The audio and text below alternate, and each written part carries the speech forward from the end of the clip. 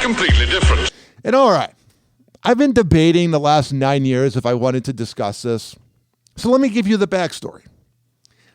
I grew up in Chicago, Illinois, and around the year 2001, my mom got caught stealing cable from the next door neighbors.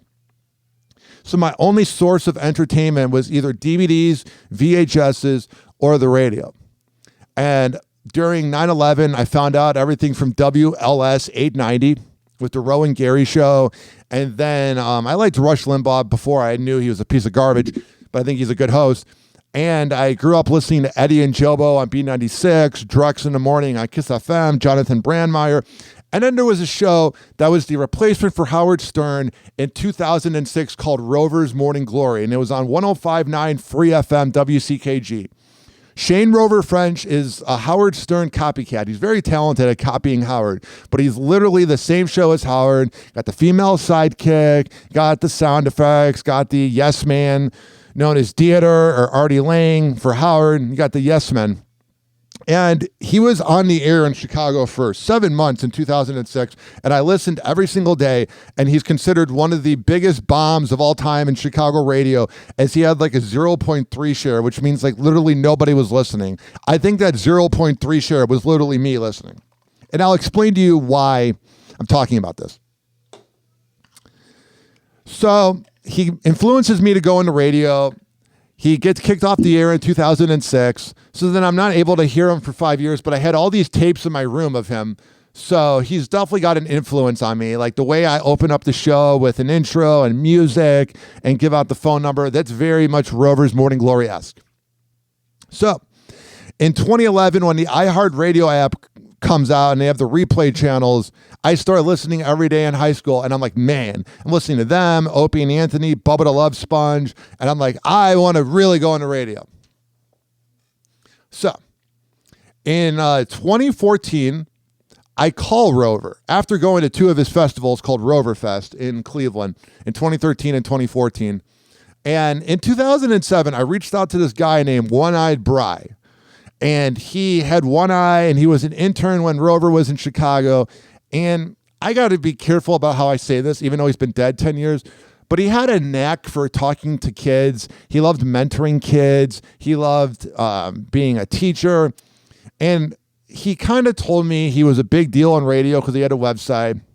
He had a show called Dominion Live.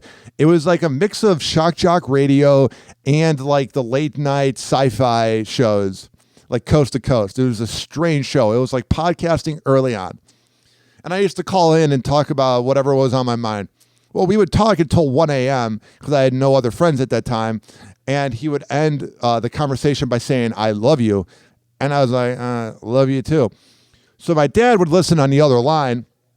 And my dad was like, I don't want you to talk to this guy anymore. So because of One-Eyed Bry, I had to delete my MySpace, and then I had to change my AOL Instant Messenger. It was Adult Swim 1993, and then I made it Relaxin' Rhino 24/7 and Chillin' Rhino 24/7 because I wanted to have my name be like a radio DJ, like Mad Cow or Rover or Bubba.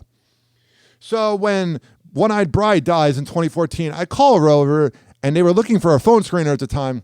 And everybody's like, oh my God, you got to hire Hoppe. You got to hire Hoppe. So I try out twice for the show and I get hired. But immediately I was doing the overnight show in Chicago. I was interning at an EDM show. So I was a little cocky. I was 21. And around the same time I walk in and my dad's dead. So I'm also going through like suppressed trauma. So I moved to Cleveland in January 2015 and alcoholism runs in my family. So I'm getting blackout drunk every weekend, and it just wasn't really working with me and Rover's Morning Glory when I was on the show. We did wacky stunts. They had a lot of pranks. I was getting recognized everywhere, but I probably would have ended up dead like my replacement on that show if I would have kept partying. And I'm not trying to throw a shot at the person that replaced me, but it's just a matter of fact. So I get fired on St. Patrick's Day 2015 for getting blackout drunk. And the most embarrassing part was I was using Rover's Morning Glory t-shirts as a way to wipe off wing sauce. I was blasted out of my mind. I had 2 Irish car bombs. I allegedly smoked weed in front of the bosses, even though it's legal now. And everybody on that show had an arrest. So I then become a janitor at LA Fitness, and people are filming me working a job as a man after I get fired. So I go, I got to get out of Cleveland. So I get a job at 1025 The Bone in Tampa, and I get the hell out of Cleveland, and I go, bye, Cleveland, kiss my ass. And here's what happens, ladies and gentlemen, boys and girls. I, at the same time, have always been friends with this guy named Brother Weeze. And Brother Weeze is the king of Rochester, New York. And he always beat Rover in the ratings. Rover never really did well in any of the Midwest cities, and that's just a matter of fact. But Cleveland loves him, and he makes $1 million a year there, so good for him. But in Rochester, New York, Brother Weeze's producer once told me they never once thought about Rover in the ratings, because Brother Weeze was like the man. He was from Rochester, New York. He talks all crazy and wild. He used to party. He was in Vietnam. He was the host of Woodstock 94 or 99. So he's just a legend up in New York. So right when I got hired, they were like, oh, well, you're going to need to not talk to him anymore. And that was already kind of an iffy thing. So when I get fired in March, I moved to Tampa. And I interviewed Brother Weeze because I started doing interviews. I've done 370 interviews in 9 years. And I interviewed Brother Weeze, and as I played earlier in the show, some old audio of my show, I used to have a really strange voice. Being around Mike Calta and people in Florida, my voice became very Florida, but back 10 years ago, it was very Midwest. So here's the thing. I interviewed Brother Weeze, and Rover plays the audio because Brother Weeze throws some shots at Rover about him always losing to him in the ratings. So I'm going to play you the audio of this thing that happened, and then I'll explain to you what's going on.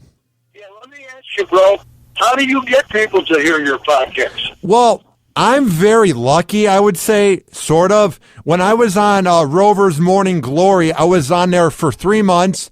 We went separate ways, and that fan base, they either love me, bro, or they hate me. There's no in between. The RMG fans either love me or hate me, so they listen to my show. Also, when I get these guests on, it helps promote it because people will look up Brother Weeze or E-Rock from Opie and Jimmy. And then I'm on 1025 The Bone every once in a while, and I work behind the scenes and promotions. So I'm not saying I'm better than any other podcast. Man, I sound cocky.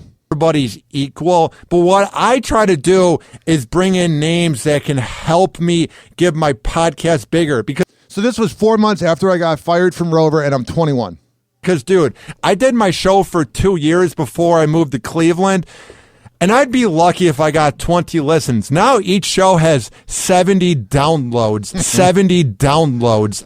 So for the past 9 years, Rover played that audio because he was mad that Brother Weeze made fun of him. So for the past 10 years, everybody comments on my post. 70 downloads. 70 downloads. Even though Rover doesn't have the most traditional radio voice ever. 70 downloads. So some might say, oh, you sound bitter, or this is sour grapes. No. I've never formally addressed it, and we need to just break down facts here. Because I got this comment here, and this is still a part of Hoppe's inbox. I get a comment here. It says right here, 70 downloads. I said more like 446,803 downloads, but I appreciate you referencing something from an Ohio radio show in 2015. And he says 446K downloads from 523 subs. Come on, man. 70 is pushing it. Okay. So I do have 523 subscribers on YouTube.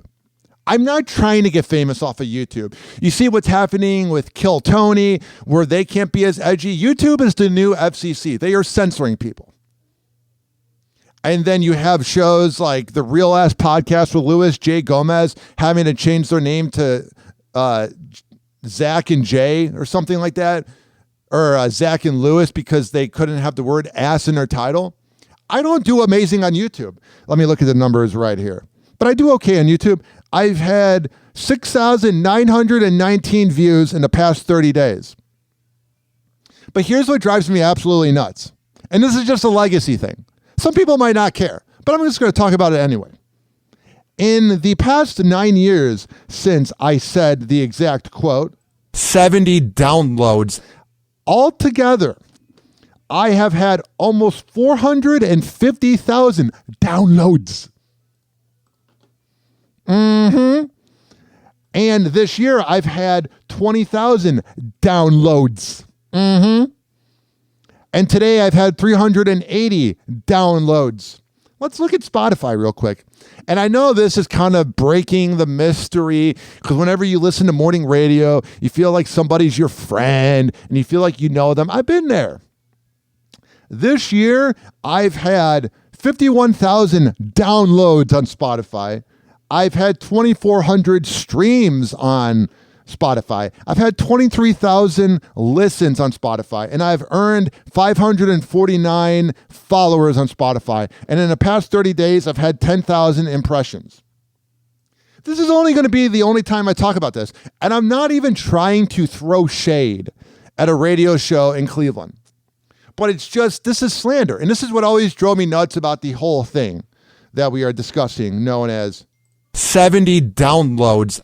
Was if I was on the radio show at the time and I was interviewing the radio host that always beat him in the ratings, 70 downloads, then maybe you could make a case for it. But this was after I got fired and I admitted online that I shouldn't have gotten blackout drunk. And then I moved to Tampa and I left cloudy, depressing, mean Cleveland for sunny Florida. And I've moved on, and all the shows up there were breaking down this audio, and it's like, that's such a bitch move. Worry about your own show, not making it outside of any show in Cleveland. And I have a lot of respect for Rover. I grew up listening to the guy. I was a fan, and I've never addressed this, but it's like 70 downloads plus 450,000 downloads.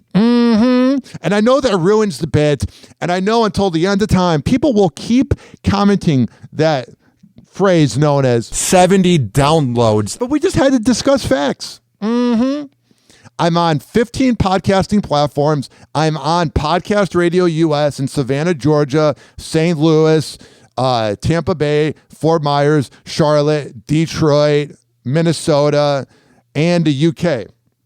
And I'm also on the Be On Air Podcast Network, Z Radio Live, Ride the Wave Media, and I'm forgetting the other one. That's how many things I have going on. And I work for the MJ Morning Show in Tampa Bay. And I also am doing traffic reports where I'm talking to literally 1 million people in the afternoon. 70 downloads is inaccurate. That was 9 years ago. Move on. That was during the second administration of the Barack Obama. I said that kind of funny. But what I'm saying is move on. You're obsessed with me because you got nothing else in Cleveland. And I'm not talking about Rover because he doesn't talk about me anymore, because he does this thing where he'll talk bad about other people, but when they reply, he doesn't reply like a coward. He's a bitch. He's a talented bitch, but he's a bitch. And he won't even admit that he's in Cleveland. So all his diehard fans that are like, sycophants for him and think that they're his boy, he doesn't even want to be in Cleveland. He moved to Miami, and then he calls it the city I live in for his small markets like Lima, Ohio. So you're literally kissing ass to somebody who's never even embraced your city. And I used to get yelled at when I'd be like, oh, I went to Lakewood, Ohio, or I went to Akron. It's like, no, you got to make it seem bigger. Again, I've been holding this in for 9 years, but it becomes slander at some point. It's a bitch move. He's not going to kiss you. If you're a female listener, well, he actually might screw you. But if you're a male listener, he's not going to be your friend. Stop it. Fun times in Cleveland again. Still Cleveland. Come on down to Cleveland town, everyone. Under construction since 1868. See our river that catches on fire. It's so polluted that all our fish have AIDS. We see the sun almost 3 times a year. This guy has at least 2 DUIs. The flats look like a Scooby-Doo ghost town. Don't slow down in East Cleveland or you'll die. Our economy's based on LeBron James. Buy a house for the price of a VCR. Our main export is now it's based off of that rapist known as Deshaun Watson. Karma. Crippling depression. We're so this is art. It could be worse though, at least we're not Detroit. We're not Detroit. Happy hour.